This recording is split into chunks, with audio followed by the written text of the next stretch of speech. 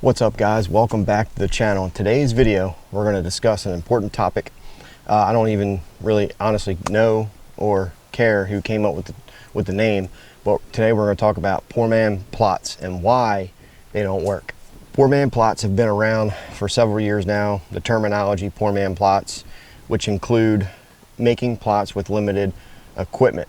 And from what I've seen over the past few years, when people that are new to food plots want to create this poor man food plot, they get a false sense of not having to put a lot of work into this food plot because they call it poor man plot.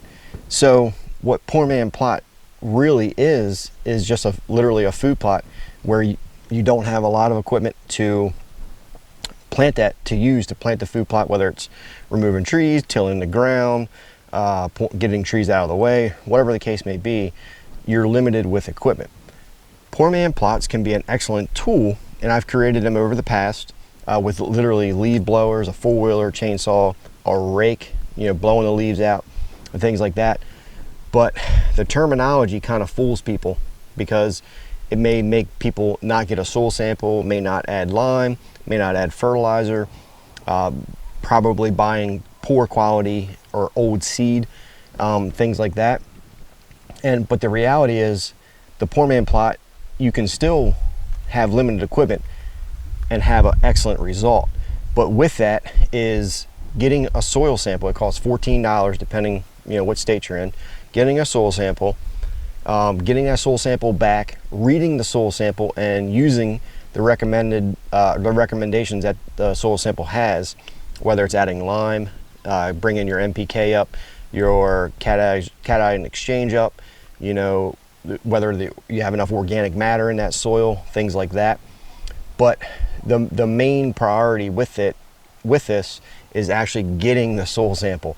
For some reason, a lot of people, I don't know whether they're scared of a soil sample, but that $14 can save you so much headache and money in the long run, because you will be creating a healthier food source for the deer, which in turn will be more palatable, which in turn again you'll have more success.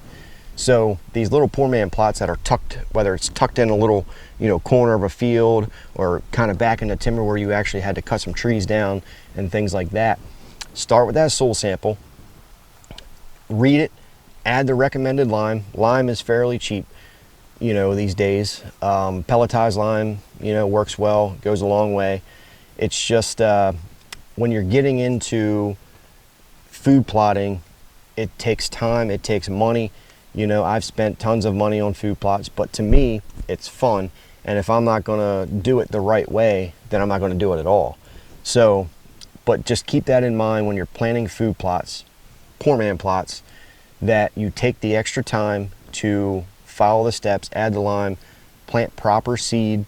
Some examples of proper seed would be, like an annual clover to build that nitrogen up in the soil, and green manure. Another mistake with this is that I want to talk about real quick is when people plant food plots, I repeat, do not burn them down before you disc them in the ground.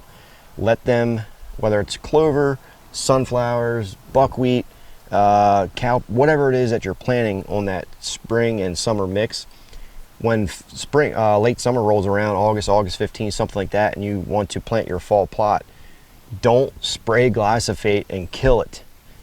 Just disc it in. Let that green material decompose naturally, that as nature intended, because that's going to help build the soil up. When you guys use glyphosate to kill it, not only is it getting in the animal and you're eating the meat, so therefore you're eating glyphosate, and no matter whether you guys believe it or not, glyphosate causes cancer over the long run.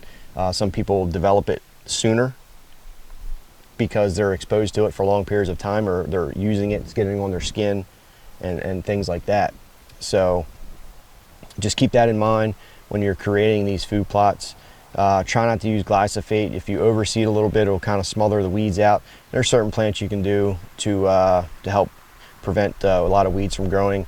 Buckwheat is good. Shade, they create a lot of shade, and cowpeas and sunflowers and things like that will help prevent a lot of weeds from growing. But just keep that in mind. Don't take the term poor man plots thinking that you don't have to put a lot of effort into it. You still should put the same amount of effort into it as with anything in life, or any kind of food plot that you're actually creating. Let's keep that in mind, guys. Hope that helps. Any questions, leave a comment down below. Give the video a thumbs up, really appreciate it. Share the video, possibly help a friend out, and subscribe if you guys are new. See you guys later.